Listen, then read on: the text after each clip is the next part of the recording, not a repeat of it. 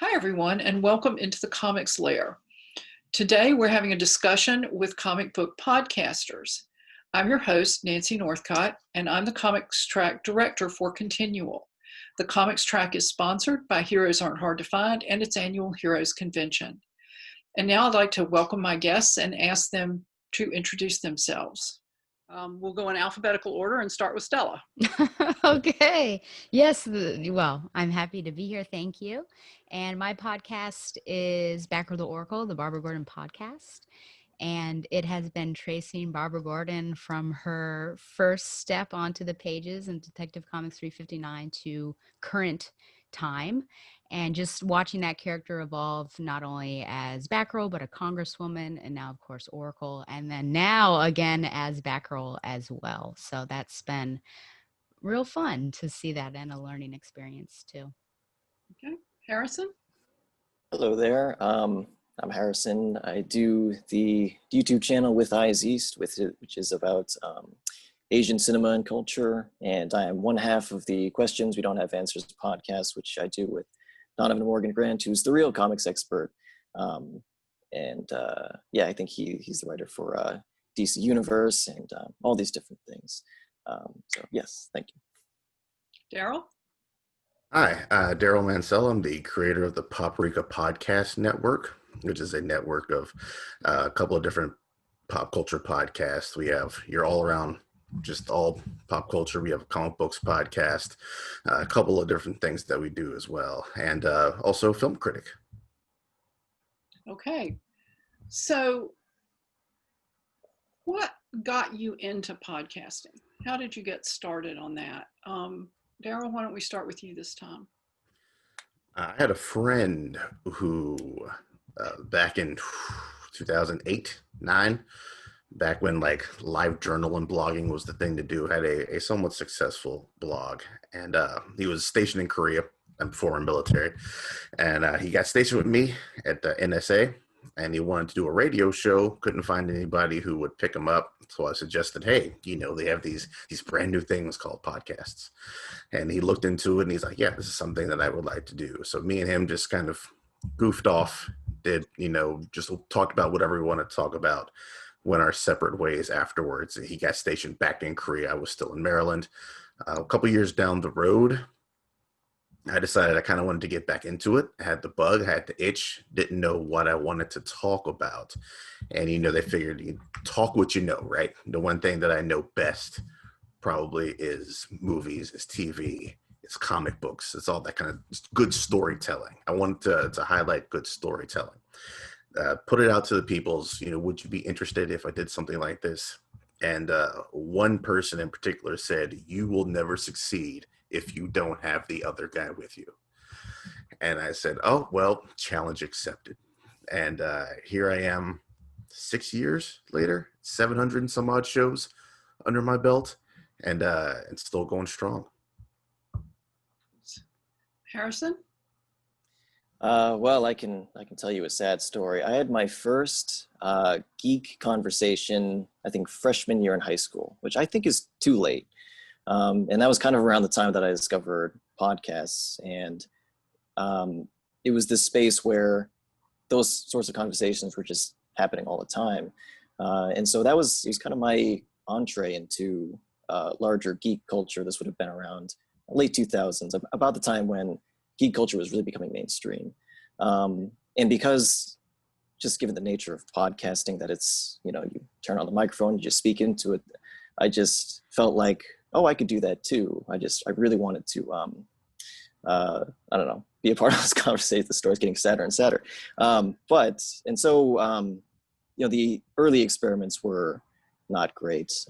Got more used to it. And it's actually how I met a lot of people I still work with today, including Donovan, including Stella, through podcasts. So it's been really great. Thank you, Stella. Yeah, so it was my second or third year of architecture school. And once you start increasing in years in architecture school, you're on the computer more because you're working with CAD and Rhino and things like that. And I was looking for something to listen to besides music to occupy my time. And I happened upon a podcast, Spider-Man Crawl Space podcast. And I was listening around. I joined their message board. And in a way, I manipulated my way onto their podcast. I'm not going to lie. And I was the token female on that particular podcast. But it was just nice to be around a group of, for the most part, like-minded individuals. Of course, we were talking about Spider-Man and the books that were coming out each month. And from there, which is ironic if you know Barbara Gordon, that I wanted to start my own podcast almost like a joke, which, if you know her history, that's pretty funny. But it ended up going really well. I was thinking either I would do a literature podcast or a back row podcast, and I went with the latter. And it was, like Harry said, it was a bit rough in the beginning, but through, it's been 11 years this month, 200 episodes. And the great thing about podcasting is learning and willing to evolve with the medium and never staying static and always changing. So yeah, I kept with it, even though it was a joke. I latched onto that joke really heartily, and here I am now talking about it 11 years later. Well, how do you all decide from episode to episode what you're going to focus on for that particular one? Harrison, you want to start us off? Yeah, I think I might have a pretty easy go with this question because the podcast that Donovan and I do is about social issues. So a lot of it is definitely reacting to what's going on in the world right now. And in the beginning, it was a lot more sort of deliberative in terms of how we would want to sort of map out a year or what things we wanted to make sure we would talk about. And I think as we sort of got used to the style of the show, I suppose, things became looser and more casual, maybe more organic. But yeah, in our case, it's definitely, we just sort of look around, see what's bothering us usually. Anybody else want to go next? Stella, go for it. Okay. Mine's pretty easy too, just because I have this insane Excel document or Google Sheet that is tracing all of the issues that I need to get through with Barbara. And so my episodes are normally split in half, where I have the vintage half in the beginning and then the more modern take at the end. Of course, now there's no modern Barbara coming out, unless we count Batman, I suppose. So I get to figure that out. But so I follow that pattern, but as I've gone on in years and I've become more confident, I think, talking and also getting to social issues, it's my podcast. I can do whatever I want. So I had an episode in the summer on The Last of Us Part 2, which Harry was actually on, a video game that I really enjoyed, thought was worthwhile. We talked about that because it was raising a bit of a stink across the communities. And so we talked about that controversy. So I have a freedom to do that and talk about other various social issues as well. And if anything pops up in my life, I can also pull that in and talk about it as sort of a cold opening. So for the most part, there's a timeline with it, and it's pretty well planned out. But otherwise, whenever something comes and hits me, I can talk about it because I have the freedom to do that. For me, keeping it just to the main Paprika show, it's very segmented. It's 3 different segments to each episode when it comes out each week, and that's kind of just the Bible that I've stuck with through 224. Yep, that comes out this week. Segment 1 is always what is current, what news just dropped in pop culture. Trailers, casting, all that kind of good stuff. What's the big controversy in the Daredevil, issue or whatever the case may be. And did such and such sell out. The second segment is, if you think about it, like John Oliver's show, where he kind of just takes that like 15 minutes and just really hammers in on one topic. Usually that's what my second segment is. It's a movie review, or it's a review of a TV series that just wrapped up, or something that just doesn't quite make sense in the world of pop culture, whatever the case may be. Maybe a book review, if like if the Winds of Winter drop sometimes this century, I might do a review about that. Maybe my grandkids would do a review about that. And then the show is defined itself by pop culture brackets, and the theme of this season is who is the best live action hero. So that is segment 3, where people vote in my Facebook community, my Facebook group page, and then I just kind of talk about it. I kind of read their comments and what they thought about whatever the matchup is, and then I go about my way. So each episode is incredibly segmented, and it's a structure that works for me, and I haven't veered from yet, and don't plan on. Being a film critic in December is the worst month. That's when every studio is like, for your consideration. So that's all I've done for the last 6 weeks now, is watch a different movie every day. So I'm horribly behind on my current comic reading, and then old things where I'm still catching up on. I'm still reading through Fables right now, so I might get a little time to sit down and check that out from time to time. But as for new comics, I won't catch up until next month. Oh. So in all this movie watching, have you seen anything we should be on the alert for? Everything. I just watched Disney's Soul last night, which I do believe comes out on Christmas Day. Or Pixar, if whatever you want to call it. It's another knock out of the park. Same dude who did Inside Up, so he's gonna tug at your feelings and all that good stuff. That's what they're good for. That's a great movie. I have a couple other things that's sitting in the inbox right now I haven't got to. A new Tom Hanks movie also comes out at the end of the month. I checked that out a couple days ago. News of the World, very good movie if you want to get all emotional, as I did. And a couple other things out there on the horizon that they're going to be some juicy treats. When you do your podcast, it's obviously a lot of thought and a lot of effort and a lot of work. What do you find most rewarding about doing that? Stella, you want to start? Ooh.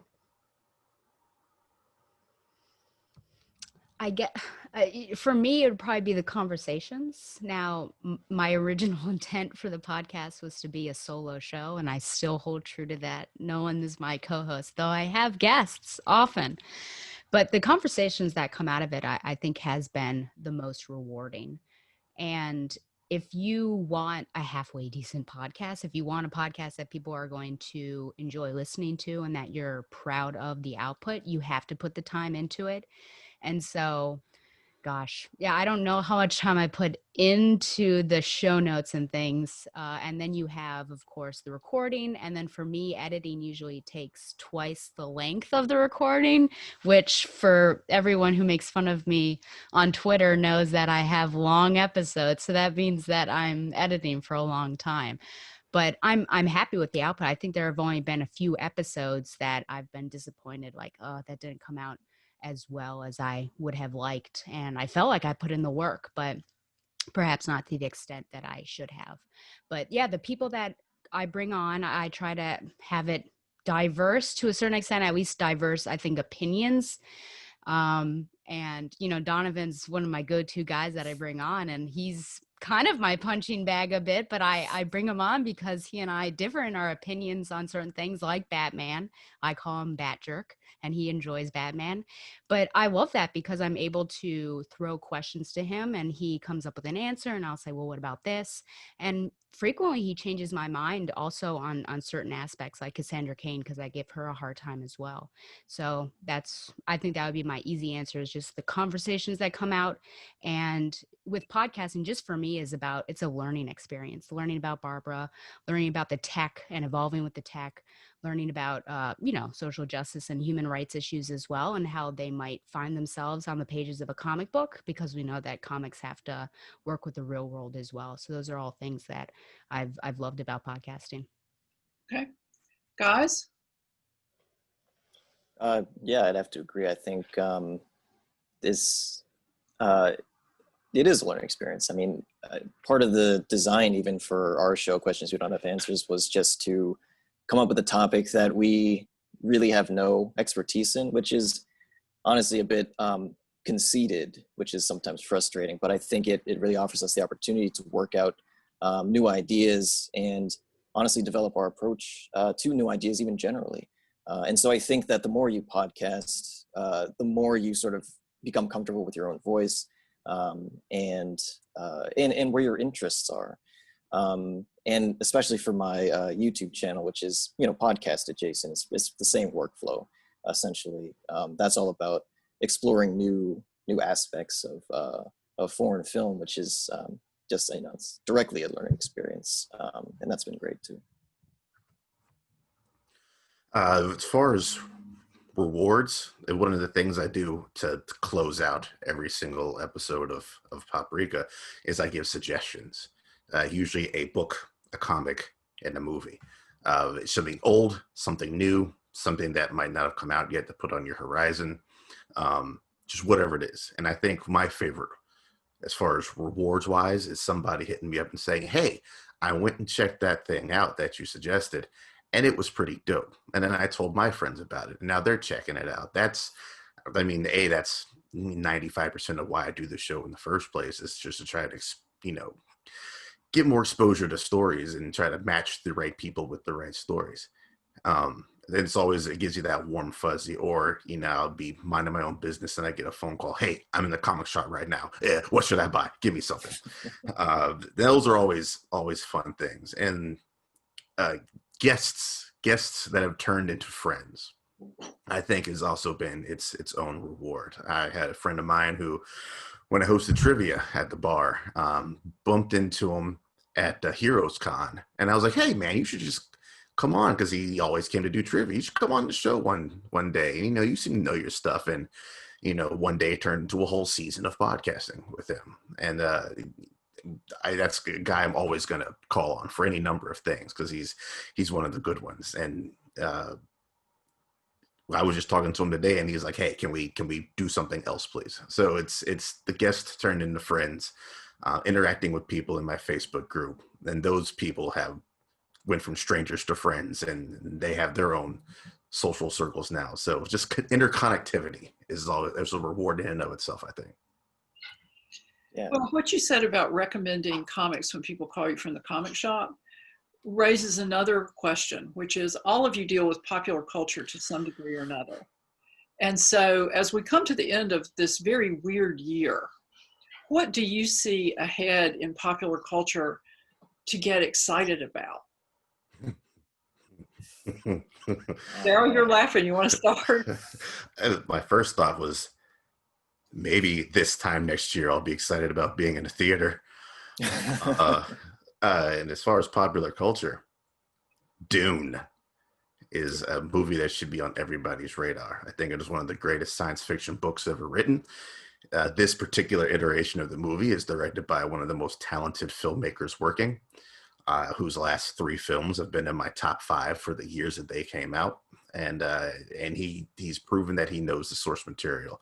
So as far as something pop culture related that I'm looking forward to, it would be definitely Dune. As far as comics are related, just wherever Hickman wants to take the X-Men, just keep doing it as long as you want to do it, Hickman. And I'm cool with that. More X-Men in 2021. Okay. Anybody else? I think for me, since movies are in a bit of flux, it seems like TV just keeps getting, if not better, at least more saturated. And so there's a lot of interesting opportunities there for all sorts of strange things. I mean, in the past couple of years, we saw, it just seems to be this space where the strangest IPs can sort of blossom. They're talking about developing an Alien series on FX right now, I guess. I mean, unthinkable 5 years ago, but they made a Dark Crystal TV show. They made a deep lore Star Wars TV show that's like one of the biggest things going right now. So I think that's kind of the most exciting thing, until I can, again, if I was able to see Dune in the movie theater, that would kind of be the big thing for me. But for now, it's going to be small screens, which is, good and bad.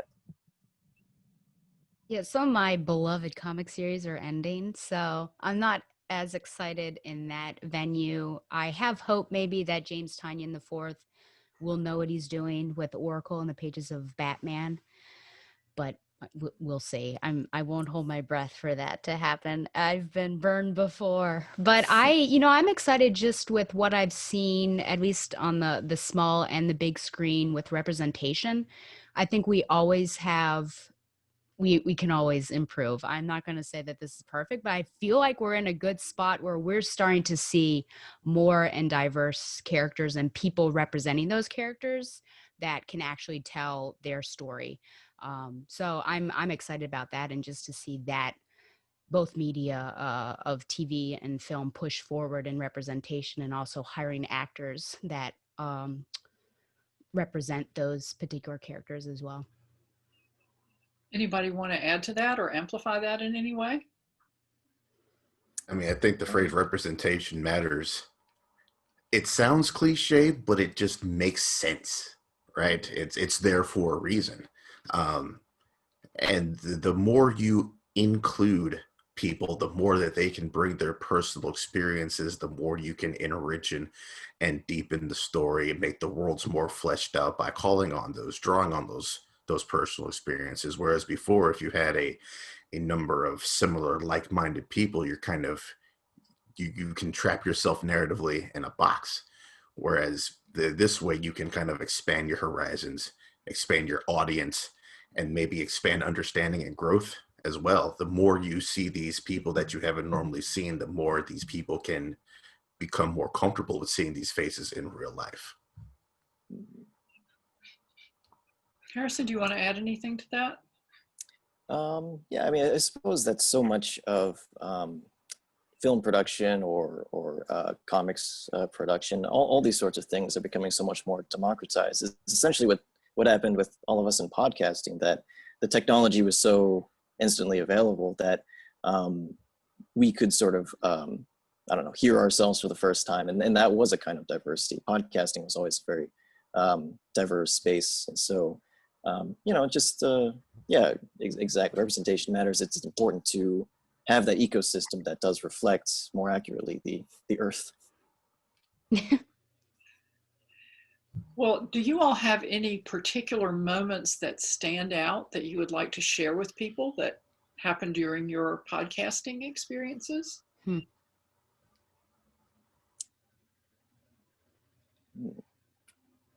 Well, if I had become a podcaster, a weird chain of events. If I hadn't become a podcaster, I would not have gone to see an early screening of Justice League.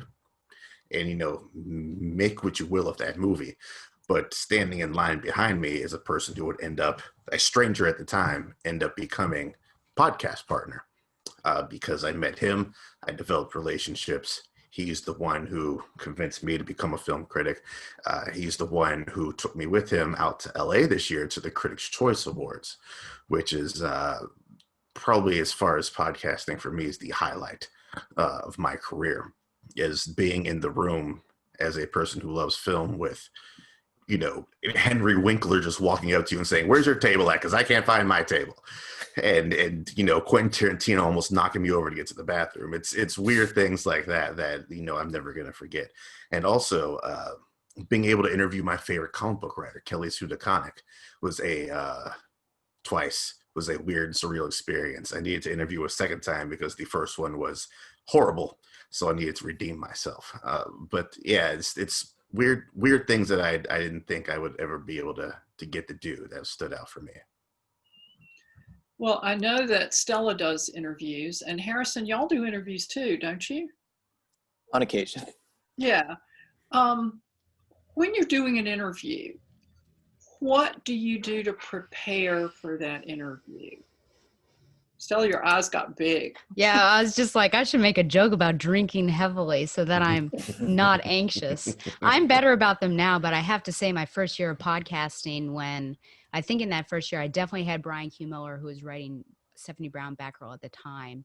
And perhaps also very close to my first year was Chuck Dixon and Scott Beatty, who had done my favorite Barbara Gordon story and favorite probably comic story, period, Batgirl Year One. And I just get super nervous. But now it's better. It's better. So yeah, prep is be sure your technology is all set to go. And back when we were probably all just using Skype and Powergrammo or whatever it was, we all knew that there was a chance something might happen to Skype. It still might happen, but so yeah, getting all that stuff ready. But I just really prepare in terms of questions and knowing the source material or whatever that I'm going to be talking. It's easier with podcasting, more difficult with the video now, but with, just Skype, you can read off your questions. There's sort of less stress that way. But in person, because I went to several San Diego Comic Cons and was interviewing TV, film, and video game people and comics and everything, that I would memorize my questions, which I've have a pretty good memory, and so I just didn't like to refer to notes, so I would go in and have my questions, which you couldn't ask that many anyways due to the PA people, is that what they're called? Yes, the PR people, go in and ask my questions and just not be constantly looking down at my book. But I think just knowing your source material and to a certain extent the person, and be willing to have a good conversation, and also never go into it. Well, this is me personally. I don't invite people on that I did not like their work, which could be something that I could stretch myself with potentially, but I just didn't want that danger zone of how do I try to find good questions where I'm not criticizing them all the time. So I was honestly picking people that I really did enjoy their work and respected them. So if I had any critical questions, I already had like sandwiched it in with really great laudatory questions. So I think that's just over prep on my part for sure. I think there's also something to be said for adapting somewhat your conversation to the guest. One of the things I love about podcasting is that it's not really regulated by the FTC or anything, somewhat by iTunes, but that's only the one time. So you can pretty much say anything. And that's part of the point of our podcasts. We just talk about all these different things, and I wake up the next morning and say, oh, why did I say that? And so this year we had on, I believe she was a doctor who was running for Congress. And so we had to kind of, speak to that a little bit, be a bit more professional. And I don't think the quality of the episode suffered or anything. I think that was the appropriate step, and it wasn't difficult. Okay. Well, what do you think is the most challenging about sustaining a podcast over time? Because all of you have been doing this for a while. And so you found a way to keep your series going. And how do you approach that aspect of it? Taking breaks. That's what's helped me out. Because I do these for Paprika, I do brackets that I mentioned with 16 entries, which gives you 15 matchups if you know your NCAA. So I know 15, that episode, I'm going to name the winner of whatever this bracket is, and I can call that a season. And I can take a little time to step away, take 4 or 5 weeks, and then, I'm back at it with the next season. And I think that's one thing that's really helped me sustain as long as I have, because you could burn out easily if you keep doing this over and over and over again. Like usually, 15 of these, around about 10 or 11, I'm like, we're in the dog days right now, and I just got to push through these last 5, 6, whatever the case may be. That and just trying to stay relevant in an oversaturated market is a big challenge, especially like pop culture. So many of those podcasts are out there. How do you stand out from all those podcasts? That's a big challenge in and of itself. Yeah, and I also think that there's a danger with over-specialization, which was a problem for me with the previous YouTube channel, which was all about this one television show, which, has a natural expiration. And so as soon as that's gone, you don't really have anything to talk about. And I know that's a problem with a lot of YouTubers and podcasters who start as soon as there's this new thing in pop culture, they're going to be the episode by episode commentary show, and maybe they're part of a greater network, or maybe they can transition onto other things. But that could be a trap potentially. The only breaks that I take are breaks from people. So after a while, like for instance, I did No Man's Land, and boy, was that a thing that I did. And I think there were 5 huge episodes, and they had people. And then after that, I just thought I just need to do an episode on my own. So often I'll just take a break from recording with people, and it's better. I think I'm too OCD, if that's what it is. It's a little scary. I can't take a month off. It has to keep on going. And sometimes I get myself into a bit of a pickle because I have specials. But those specials somewhat revitalize me anyways. Like February for Valentine's Day, I always have a shipper special, which I love shipping. So it's one of my favorite things to do, though. It is a butt to edit for sure. If I could just record and not do any of the editing, that would be amazing. But then it wouldn't be my show, so I definitely have to do that. But I think as long as I have passion for the project and the reading material, whether that, and that's not always positive because I can have negative passion, but as I just don't want to be like numb to what I'm reading or bored, because that's going to totally show through. And then people are whoever is listening or watching is not going to like that either. So just, I think being willing to step away if I'm reading something, it's not just coming to me, which I have done with the current Batgirl, I'll tell you, and coming back at a later time, or just trying something else and coming back, but always having some sort of passion coming through. And if it's anger, then it's anger, and maybe I'll get people going because of a rage quit or something like that.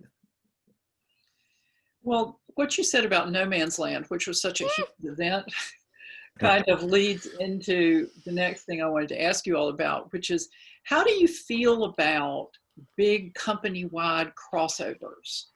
Are there any that you feel worked especially well? Any that you thought could have worked better? And how do you handle them on your podcasts? Harrison, you want to start? Crossover. I mean, I think I'd be more excited about crossovers, generally speaking, if they weren't often heralded by issues of corporate conglomeration. But, I have enjoyed various crossovers. I love giant monsters. I haven't been too big a fan of the American giant monster movies that have been coming out, but, in theory, I like a lot of these. And I like when the big accidents happen, like the Dark Universe. Like, that was just a lot of fun to sort of watch from the sidelines. Like a bad car accident. As far as comic crossovers, you mean like comic book crossovers? Well, that's what I have in mind, but anything is fine. As far as like the big summer events or whatever you want to call them, far too oversaturated within the big two these days. I am a firm believer of give me a giant event every 18 months. Give me an event in the summer of 2020, then give me another event in the winter of 2021, and then I don't want another big event until the summer of 2023. Just space them out and make them something that people can actually look forward to. And in that 18 months you have off, give the writers the time to focus on the characters that these companies hired them to write. Let them tell their stories. Don't let their stories get derailed by the next crossover that's coming, on the tail end of the crossover that they just finished up on. I think they're doing far too much of that these days. And yeah, it sells issues. And I understand that's the whole point of the whole thing. Like, without Crisis on Infinite Earths, we don't have big summer blockbusters, as I like to think of them. It worked. So, go back to that well. But I think they've been dipping since 2005 into that well way too often. Some that worked, Secret Invasion worked well. Civil War worked well. Some didn't work well. Heroes in Crisis didn't work well for most people. Doomsday Clock I loved it, didn't work well for a lot of people. But, it all depends on your tastes, right?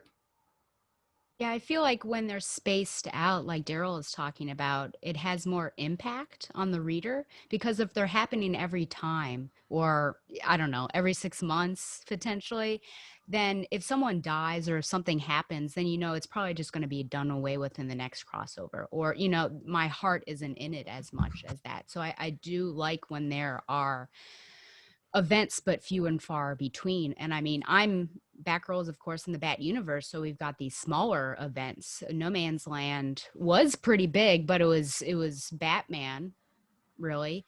And then you've got Officer Down, which is kind of a mini event. I've got Bruce Wayne Murderer, Fugitive coming up. That was a mini event. I just did Joker, Last Laugh. So there are also these smaller events that are just happening to a certain section of books as well. And those happen a lot too. And it was interesting because I just did Joker Last Laugh for my 200th episode, which I wouldn't have wanted, but it is what it is. And Scott Beatty came on, who is one of the co-writers, and talked about it. And we did talk 3 tie-ins that Barbara was in, because of course I have to do it. And he was saying that they wanted to make the tie-ins that you could enjoy them. They added something to the story, but you didn't need them.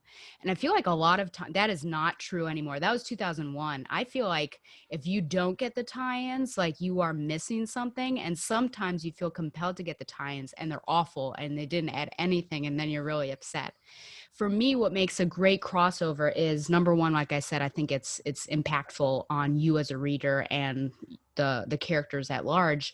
And number two, that everyone in the office has their stuff together and continuity is working together, and weird things aren't happening over here that doesn't make sense over there. For No Man's Land, Huntress is not getting with Dick Grayson when Dick Grayson is getting with Barbara Gordon, for example. So just, you know, having conversations and having it be a cohesive event where everything works together that's what I would love to see for these crossovers. It seems like it's not as special when it happens every year and for a chunk of the year. And it's almost like there's so many number ones that are one-shot tie-ins that I guess people buy because it's a number one, whether they care about the character or not. But I don't know, it seems like that would kind of dilute the enthusiasm to some degree if you've got to buy all these other books just to understand it at $4 and more a pop. Ooh, yep. Yeah. And I think Marvel is devaluing that even more when you can tell that they have obvious cash grabs. 2016, Captain America 3 Civil War comes out. It just so happens that Marvel does Civil War 2 as their big crossover. In 2019, Infinity War comes out. It just so happens that Marvel does a big event called Infinity Wars. Like, we can obviously see what's going on here. You're trying to use these books to get that extra cash grab, and it's not happening naturally within the universe. And it's the fact that you can see it for the obvious cash grab it is kind of devalues that story to me. And unfortunately, I think DC is starting that way too, because the new Batwoman with the CW, she first appeared in one page of Batgirl. So they're doing that. And then Timothy Fox, is that his name? Who's the new Batman, a black Batman, which is super exciting. And they want to do a CW show with him. So now DC's kind of leaning that way as well. And sometimes it feels like it's not necessarily being done for character development or story development so much as it feels like it's being done for, wow, this thing. Does it ever strike any of you all that way, or is that just me? Yeah. That's my answer. Yes. Yeah. Well, Harrison said something at the very beginning that I wanted to come back to. You said that you were in high school when you had your first conversation about geek culture and really became aware of it as it was becoming mainstream. So how mainstream do you all think geek culture is now? Ready Player One level, directed by Steven Spielberg. I feel like it's so mainstream, I'm worried that it's kind of exiting the mainstream at this point. I'm not sure exactly. I think you hit the nail on the head. right there. I mean, the Ready Player One is literally like the most meta thing there is in pop culture, and we've reached the critical mass, I think is the best way to put it. It's when it became as heavily merchandised as it is now. That's when you knew it had reached its peak, and you see it everywhere now. I mean, remember when Books A Million had books and not a billion Funkos? That's kind of one of the leanings towards that critical mass. And I don't have to walk into, or I don't walk into a comic book store and people gawk at me. So I think that's another indication, just because when it wasn't mainstream, I was being quizzed as if I didn't deserve to be reading comics because of my sex. So I think that's another thing. And there's not a stigma attached to it anymore. And I think it's probably because of the Marvel films, because being, geekdom or nerdom, I mean, it wasn't a cool buzzword that we were using. It was like, yeah, stay away from that person. They read comics. And now it's like, you're cool. You know about these. I was a happening teacher, and I was teaching because I knew about the superheroes. So that's another indication for me.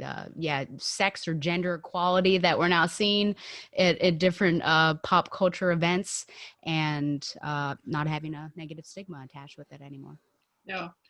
Did you all see the movie Corvette Summer that starred Mark Hamill and Annie Potts? It came out not long after the original Star Wars. There was a guy in that movie who worked at the garage where Mark Hamill's stolen Corvette was being kept. And he was obviously not very bright, and he was definitely not very clean. And he was reading a comic book, and those of us who like to keep our comic books kind of pristine sort of have a heart attack when somebody folds it back like this. And he was reading it like this, and he was a doofus. And it's like Stella said, it used to be anybody in a movie or a TV show who was reading a comic book was a doofus. And it seems like, aside from the comic book blockbusters, we just don't see people casually reading comic books, because it's like, well, we can't use this to flag this person as a doofus now, so we have to come up with something else, I guess. So what do you all like about the comic book industry right now? Are there books that you're excited about? I know, Stella, you said a couple of your regulars were ending this year, which is always disappointing. So how do you feel about the way things are going? Things you like, things you'd like to see differently?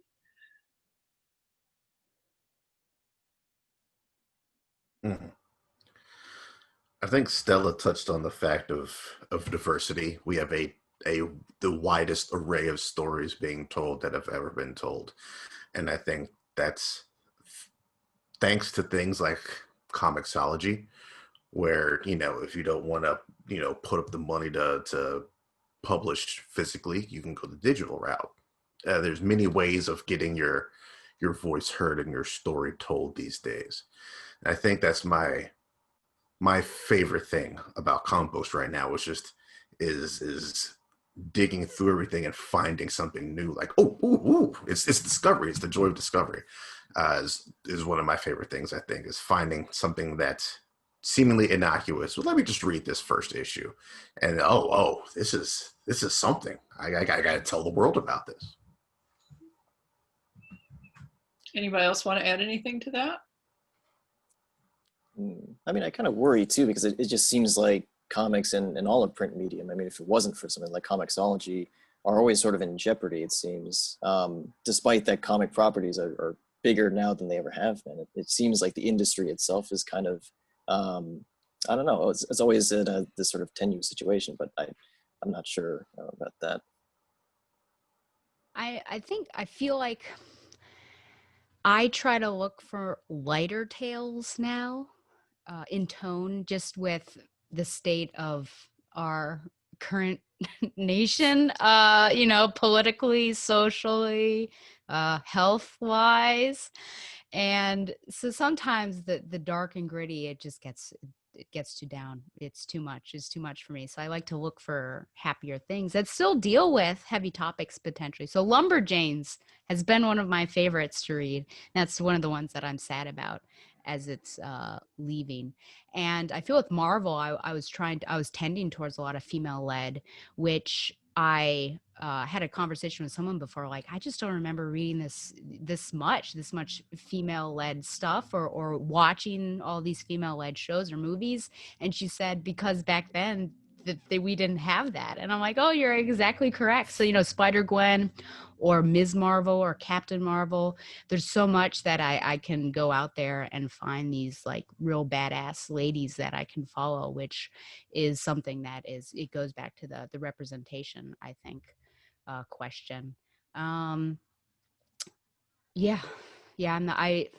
I hope to look for good Barbara Gordon stories. I keep coming back to that just because I feel like she's such an amazing character, but her character was done in such a terrible way this previous incarnation. And so I'm looking for redemption. And I now feel for all the people like the Flash fans and whoever else was like the crying bad things that had happened to them. I think with Flash Rebirth, people didn't like that. So I'm hoping for redemption for Barbara Gordon, wherever that may come. But lighter storytelling, not everything has to be gritty realism. And I think that's the difficult thing that comics have, because you want escapism, but also you don't want it to be so fantastical. I think that it takes you away from what is currently happening. I do like to have some sort of grounded realism, but it's this really tight rope that you have to walk on. Like, how much do I want to see the real world filtering into my comic book, and how much do I just want to not think about the real world while I'm reading this? Well, I've seen some comic book writers say on social media that, I'm not sure whether this is their personal philosophy or this is what they've been told, but that you have to have constant shock and awe to keep readers interested. And so based on what you just said, I'm thinking maybe shock and awe, too much shock and awe, especially when we're surrounded by shocks of a different sort in the world, are maybe a little too much for ongoing books. And I think it ties into the discussion we were having in regards to events, because if they're happening all the time, that is the shock and awe. Events are supposed to give you shock and awe, jam-packed within however many issues, 6. And so if they're happening all the time, you become numb to it. And so that's, I guess for me, yeah, that's kind of what's happening in the big two, at least. I feel like Image and Boom, those people have really diverse selections of stories and things that you don't necessarily need some shock and awe with Lumberjanes. I'm fine with them hanging out at camp. That's great. But yeah, for Marvel and DC, that's kind of what I'm seeing. I feel like if you're just relying on shock and awe, you don't have a good story. If a good story that's well told will get that reader to turn to the next page. It doesn't have to be does he live or does he die? Or, or the character's in mortal peril, or whatever the case may be. Just a strong story with strong skeletal structure and interesting characters, and you should be good to go. And then you hit them with a little shock and awe from time to time just to keep them off balance. But that should not be the crux of what it is that you're selling to your readers. Harrison, did you want to add anything to that? I guess I'm just sort of horrified that the writers actually use that term shock and awe to refer to it. They know what that means, right? Yeah. But I mean, at the same time, I suppose I'm somewhat sympathetic to that approach because, as there is no substitution for good storytelling, we all know that the best stories or good stories aren't always the most popular. We all have our underdogs and everything. So, how do you stay competitive in such a marketplace like that? And that is when you get sort of these radical ideas in the serial, cliffhanger style storytelling, which can be so ridiculous, and the crossovers as mentioned. So it's hard. And I guess you just sort of hope for that happy medium, I guess. Yeah. Well, I read a lot of fiction series. And by that, I mean series that center on the same characters going forward. So it's kind of like a comic book in that regard because each series has its focus. And they managed to do that without doing horrible things to the lead character every issue. And authors make the New York Times list without doing horrible things to the characters every issue. And so it seems like if they put a little bit more emphasis on just a good story that explored the character without doing dreadful things, maybe that would actually broaden the appeal a little. I don't know. And it also seems like with DC in particular, their deconstructed storytelling means that a story stretches out a really long time. And I wondered if you all had any thoughts about that. I mean, you look at Doomsday Clock, man. Doomsday Clock took about 78 years to tell, it seems like. A good story. But, you know, stretched out because they wanted to ape that Watchmen style storytelling. But maybe didn't need to be stretched out as long as it was. But if it sells issues, you know, gonna sell issues, keep doing sells issues. But I feel like before you put the first word on your page, if you know what your story is going to be, the way I've approached storytelling is I like to know where I'm going and how many issues it will take to get there. So I don't meander. I'm not off in the woods. I don't have too many unnecessary side quests, if that's what you want to call it. I prefer series that are short and compact. Get in, tell your story in 4 or 5 volumes, and get out.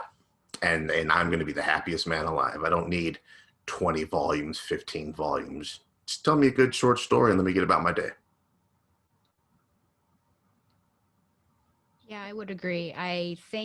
I guess they don't really write for the trade anymore, do they? Because that would just be what, 5 or 6 issues. So now I remember Tom King's arcs were super duper long on Batman. So I don't think he was writing for the trade, though they somehow managed it. Yeah, I think there are several stories that in some of my critiques, I would say, oh, you probably could have done without maybe 1 or 2 issues of that. And it's interesting because, you know, at the time, the writers feel like they're exploring everything they need to explore and they're adding the detail that they need to add. But in looking back, I feel like maybe even they will admit that they could have done with less, which is why I think graphic novels, original graphic novels are so great because they are self-contained stories. And Terry Moore is probably one of my favorite writers, and he has yet to write something that I have not enjoyed, which I can't say about other writers, but he knows how to craft a story and to keep you engaged. Now, I know Strangers in Paradise, that went on for a long time, and admittedly, there are probably some issues or stories that he could have excised, and maybe he was trying to figure out the way that he was going to end it. But otherwise, yeah, Echo and Rachel Rising, like all of these stories were great, and he didn't have them go on for a long time. They were concise to a certain extent. So it's burnout, it's reader burnout, which just goes with, I think, that the everything we've been talking about today with tie-ins and events and long stories. If you're not engaged, that's the problem. I think writers, they need to have you engaged, and perhaps a reader being bored is the worst thing for them, because someone could love it or hate it, but at least they are eliciting some sort of emotion from the reader. So I think a writer having a bored audience is potentially the worst thing that could be for them. Yeah. I agree. The reason I started reading the Tom King Batman run is because of issue 50, where everyone's like, rah, rah, rah, how can you do this? Rah. I'm canceling my subscription and this, that, and the third. And they had to have been well invested in order to have a response like that, which means Tom King did his job well. If that issue came and went and you didn't hear a peep about it, that would have been a problem. People were just like, it happened. Then that's when there would have been issues. But it was such a fervent uproar. And I was like, okay, because I'm a Scott Snyder dude. I was like, that's my Batman run. Sure, I'm not going to deal with this Tom King guy, whatever. But then after that, I was like, okay, I got to see what this guy's talking about.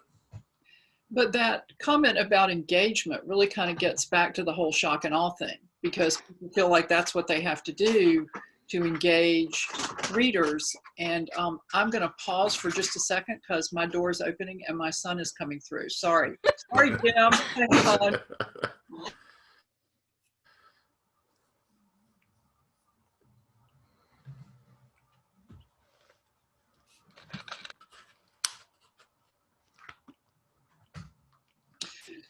So he said, it's 8:00. I said, yeah, we didn't start right at 7. So Jim will cut that out. Sorry, Jim. Appreciate it.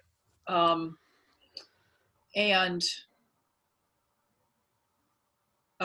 shock and awe as a way of engaging characters. And this is not something that we talked about before, but does a story come to mind for you that really engaged you, that really didn't include violent upheaval in the life of the character? I think my go-to would probably be, oh gosh, what is it called? It's a Japanese manga. It's by the guy who did Azumanga Daioh, Yotsubanai, which is just about this cute little girl flipping pancakes, and there's not really any conflict or anything. And it was a nice have. I was reading Berserk at the time, which is another manga, which is exactly as you described, violent upheaval. So it was nice to sort of switch between those two.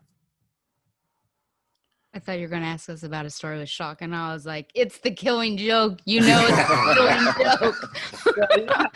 Killing Joke. But yeah. Oh, that's all I could think about is everyone kept saying shock and awe all the time. Absolutely, Batgirl Year One for me by Chuck Dixon, Scott Beatty, and art by Marcos Martin. I think that while some obviously difficult things happen because she's training to become Batgirl, it's her development. It's her standing on her own. It's her being underestimated by the men in her life and basically being like, you know what, I can do it no matter what you say.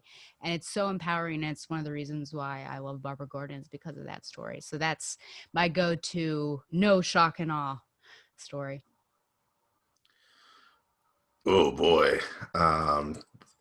Violent upheavals are my wheelhouse. So yeah, that's pretty much, outside of, the big two, which is just action scene after action scene after action scene, which is all just a bunch of violent upheavals. I read a ton of Image, and I tend to gravitate towards those dark, gritty books that Image also puts out. That's just that's the stories that I like to read.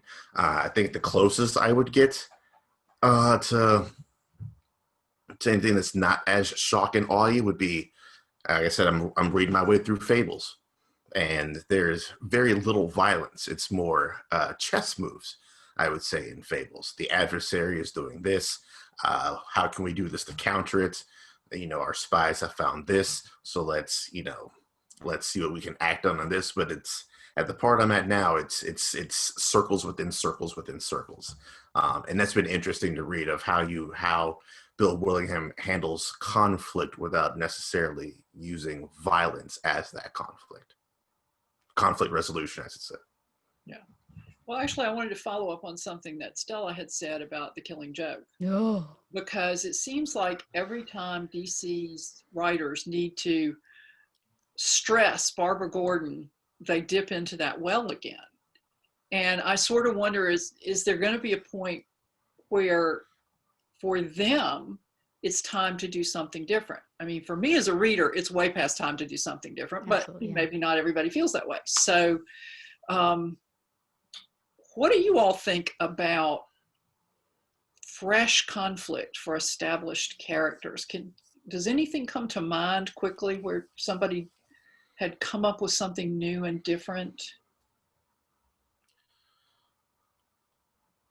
For established characters? Yeah, and this is just kind of an off-the-cuff question that just kind of popped into my head. So if you all have anything, that's great, and if you don't, that's okay too.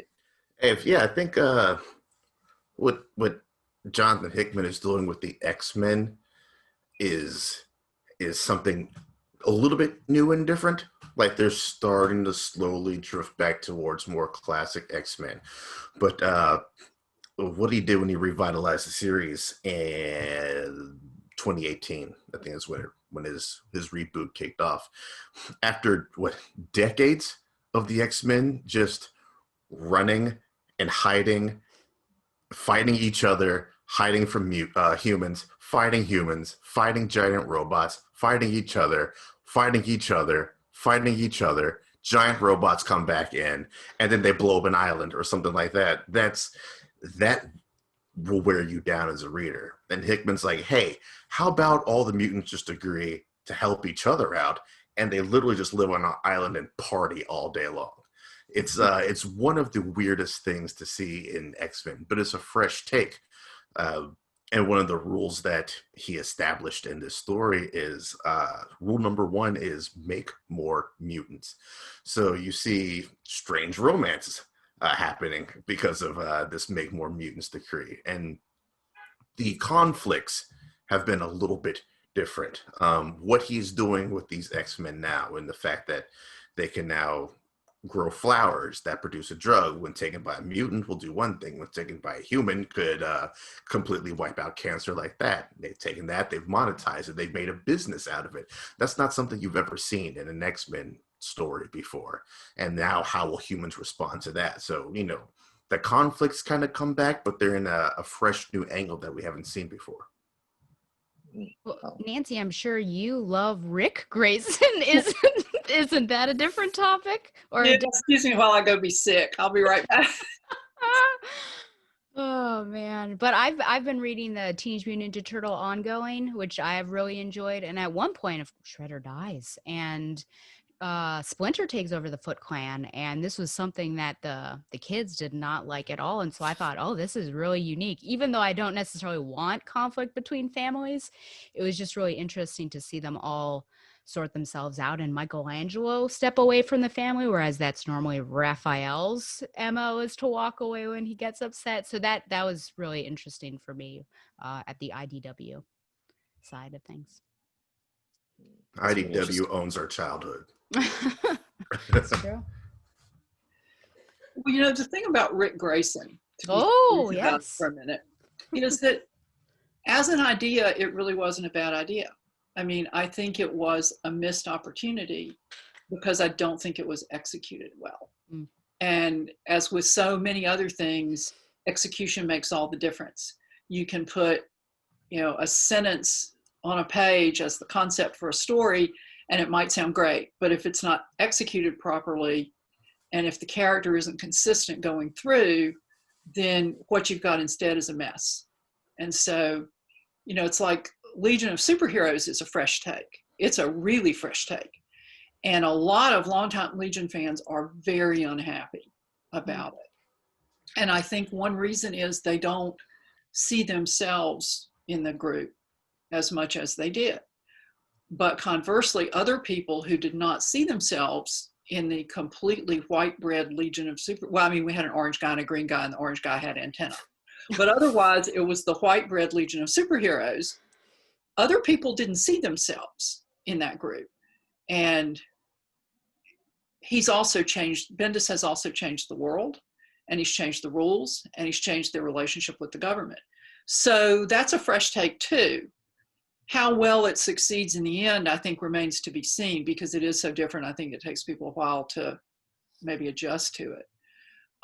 Me personally, I'm just upset that Saturn Girl and Lightning Lad aren't a couple anymore, but you know, I'm learning to live with that. So speaking of different developments and new strategies, are you all following DC's future state at all? Have you given it any thought, or you're... I'm only really interested in what goes on with these Batgirls. So we'll see, you know, will they actually pull the trigger and have some, I don't know. That's what I'm interested in right now. But people kind of inform me if I need to read something. So I'm just keeping my ears open. Yeah, people did that for me with Rick Grayson. They said, well, you know, in this month's issue, you might want to look at this. So yeah. Anything else, guys?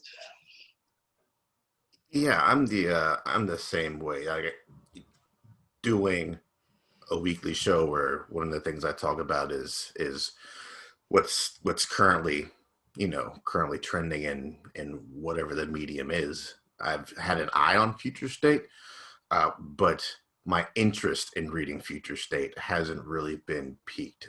So like I have teams of people out there, and I'm like, hey, what do I need to, is it worthwhile? Is it not worthwhile? No, this isn't for you. So I have a friend of mine who is very interested in seeing what that's all about. And once I get my expert opinion from him, then I might dip my toes in there and see what it's talking about. But as it stands now, it hasn't quite piqued my interest. Nothing DC's done in a while really has piqued my interest. Three Jokers, I was like, that's cute, but but it's been a while since anything on the DC side has really got me for anything. Harrison, did you want to add anything to that? Just stand by and listen to what Donovan has to say, I suppose. And stuff. Well, I bought Three Jokers. I'm one of the fans who's over the Joker. I'm totally over the Joker. If I never saw another Joker story again, I would die a happy individual. But I saw the sample pages, and the depiction of Barbara Gordon was as a mature adult. And I haven't seen Barbara Gordon as a mature adult on a consistent basis in a long time. And that's one page. And I love the artwork. So I bought it for that and kind of held my nose because, Joker. There we go. But before we wind up, do you have a favorite comics related story or subject that's in another medium?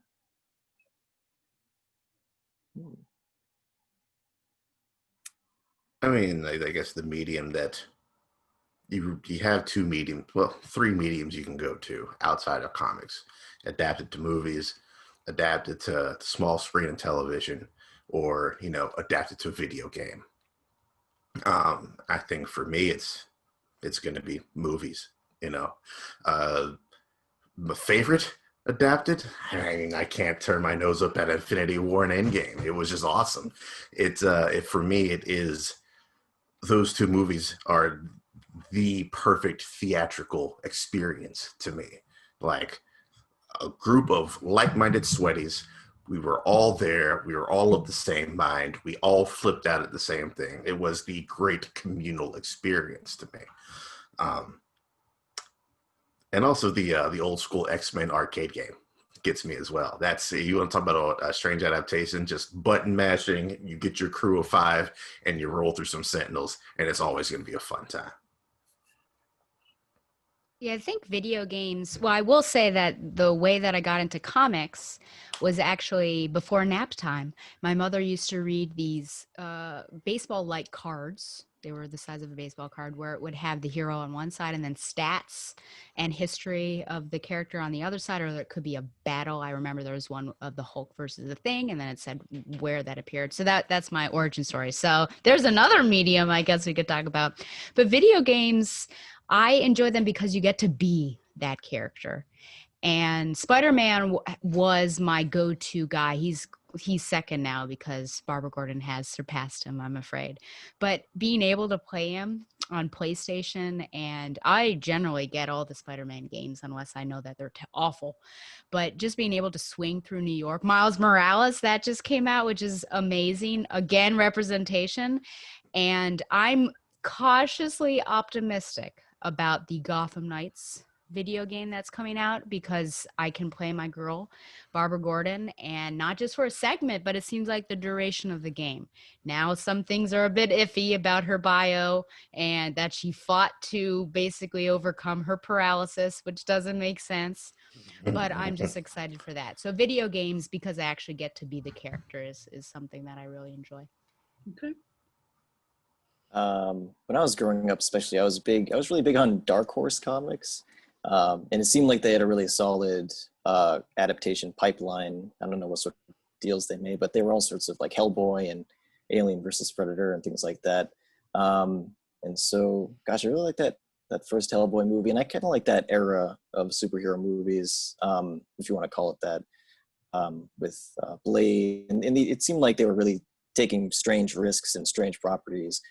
We recently talked about on our podcast The League of Extraordinary Gentlemen, which was a movie that was not as good as I thought it was watching it 10 years later. But yeah, it was an interesting time. I would be remiss because I just forgot that, of course, my favorite Batman adaptation is Batman and Robin. So I just want, and I'm not joking. It's my favorite one. I believe it to be the best one. So there you go. Well, now, why is that? Why is that your favorite one? Ooh, it's exciting. There's a love triangle involved. There's some corny lines. There's a Barbara Wilson who is kind of like Barbara Gordon, but not so much. I enjoyed it. It's my favorite. It's my go-to Batman film to watch whenever I'm feeling low. Okay. Well, is there anything else that you all are doing that you would like to talk about before we wrap up? Just podcast and podcast and podcast. Yeah. Reading comics when I can. Okay. Well, then, if you want to tell people where they can find you, we'll start with Stella and then Darryl and Harrison. Okay, so you can find my podcasts, Batgirl the Oracle, the Barbara Gordon podcast, on the BatmanUniverse.net and on Twitter at Batgirl the Oracle. And I also release uncut episodes on YouTube before the edited version with all the frills and things like that. So you can catch those YouTube, Batgirl the Oracle. And I also do a literature podcast with my friend Tom Panarese over at the Two True Freaks Internet Radio Network called Required Reading with Tom and Stella, where each month we alternate a pick of a book and we lead a discussion on it. So we're reaching our 50th, and we picked a book that I did not like the first time, and the second time I despised it. So I can't wait for it. It's Tess of the D'Urbervilles by Thomas Hardy. I can't believe this. But we have one of our mutual friends, Professor Alan Cheapskate, as I call him. So, and that's Rec Reading Cast on Twitter, but that's a fun one as well.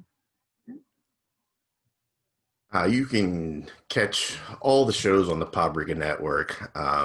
Poprika, Paprika with an O instead of an A is the easiest way to think about it. Wherever you find podcasts, you will find Paprika in there somewhere. You can find me on Twitter at Seedalicious, SEEDALICIOUS. If you want a limited sample kind of what you can expect on Paprika Shenanigans, we did I guess what you would call a mini series, a limited series on Batman The Long Halloween, which is my favorite Batman story of all time.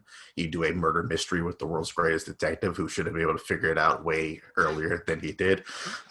Each issue, takes place on a Halloween of that month where the killer kills, and we did it month by month by month. Then we released each episode on said Halloween in question. And there was one of us who had never read it before. So it was interesting to look at it through his eyes and talk about that issue and then also how the holiday relates to us personally. So if you want to get a quick 13 episodes out, you can find The Long Halloween on there as well. You can find my YouTube channel at With Eyes East on YouTube. Most recently, I did a video on the film The Warrior Queen of Jhansi, which was interesting because it was a British production about the Indian Rebellion of 1857, so you might be able to guess how that went. And you can find our podcast at qnoanswers.com. And that's a space where we sort of just pose a question and then fall over each other trying to answer it, and don't always come up with something, but it's fun to get there. Well, I'd like to thank you all for joining me this evening, and I'd like to thank the Comics Lair sponsors, Heroes Aren't Hard to Find, and their annual Heroes Convention. And I'd also like to thank everyone who's watching this episode for joining us.